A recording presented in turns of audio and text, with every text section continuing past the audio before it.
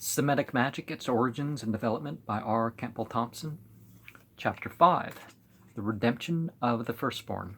One of the most interesting problems in Semitic folklore is the question of the origin of the firstborn substitution.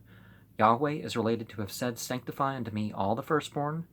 Whatsoever openeth the womb among the children of Israel, both of man and of beast, it is mine." This is amplified elsewhere.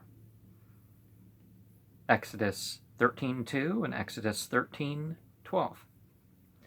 Thou shalt set apart unto Yahweh, increasing existence. God is a noun and a verb. Established. And every firstling of a donkey thou shalt redeem with a lamb. And if thou wilt not redeem it, then thou shalt break its neck. And all the firstborn of a man among thy sons thou shalt redeem. Islam, for example, does not allow the breaking of the necks of animals on purpose. To offer a parallel. In Numbers 18:15, the law is thus laid down: everything that openeth the womb of all flesh, which they offer unto Yahweh, both of man and of beast, shall be thine, Aaron's. Nevertheless, the firstborn of man shalt thou surely redeem, and the firstlings of unclean beast shalt thou redeem, and those that are to be redeemed of them from a month old shalt thou redeem according to thine estimation.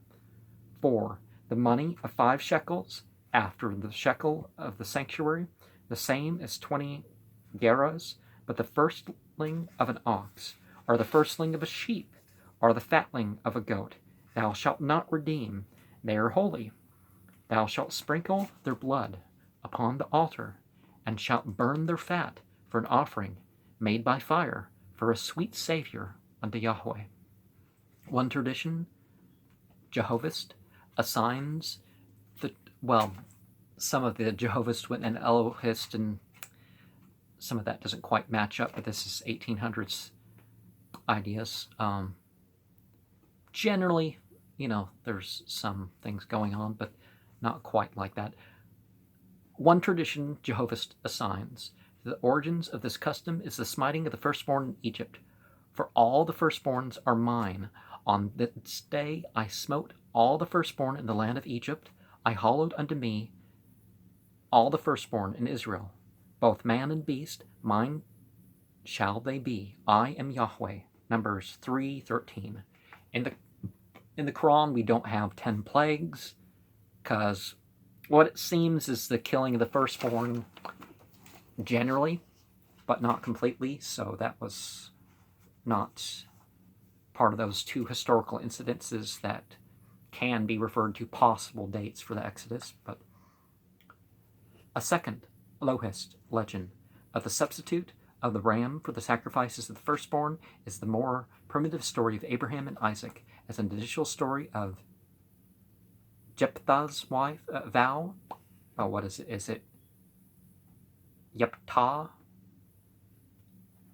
I don't remember the Aramea, but vow may be cited in which a female firstborn is dedicated. In this case, however, no redemption is spoken of. The statement being that he did with her according to the vow he'd vowed.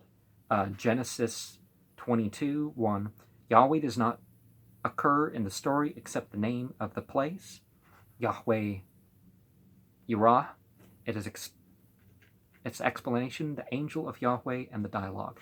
It is therefore clear that the 2 different traditions, apparently of an academic nature, had sprung up at a very early time to explain what is a fundamental custom among the Hebrews. It was allowed to the tribe to substitute a firstborn beast for a firstborn child, which was clearly had to belong to a tribal entity. What is more, from the passage in Numbers 18:15, unclean beasts were the property of the entity and had to be redeemed.